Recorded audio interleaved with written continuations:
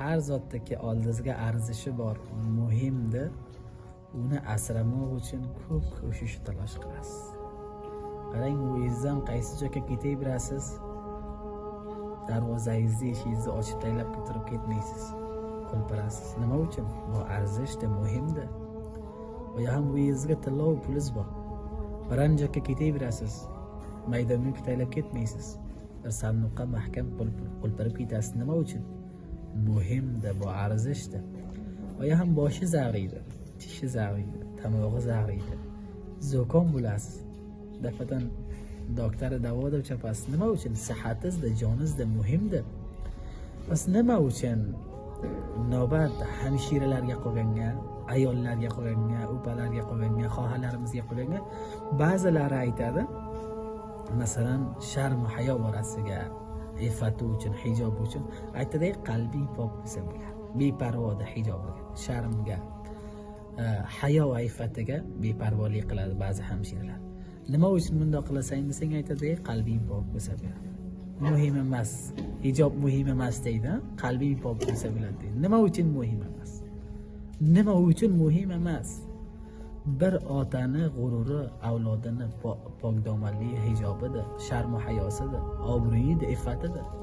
Otaga, onaga, inog'iga hamma zotdan muhim ahli ayolini iffat va pokdomonligidir, sharm va hayosidir, hijobidir.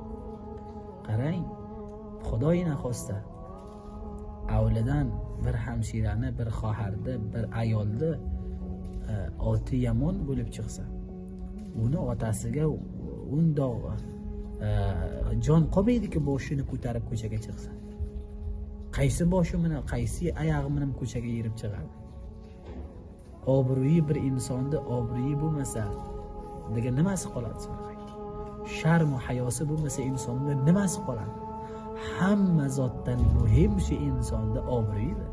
Hamma zotdan muhim insonda izzatidir. Hamma zotdan muhim insonda sharafidir. Hamma zotdan muhim insonda sharm va hayosidir.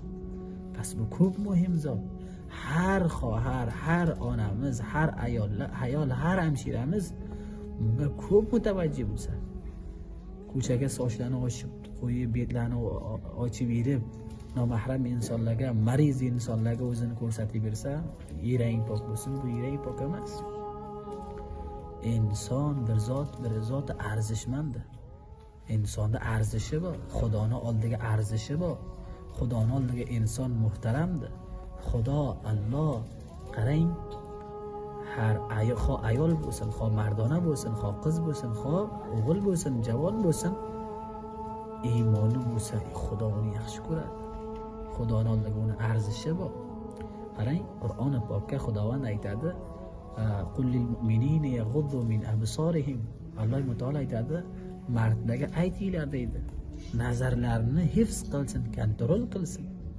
Va hamchidan ayollarga ham aytinglar deydi, va qul lil mu'minati yaghdudna min absarihinna va yahfazna furujahunna. Ayollarga ham aytinglar deydi, nima qilsin, nazarlarini hifz qilsin, sharm hayo pokdomonligini hifz qilsin. Zalika azka lahum, bu deydi Alloh taolo aytadi, ularga nima deydi? Behtardir deydi.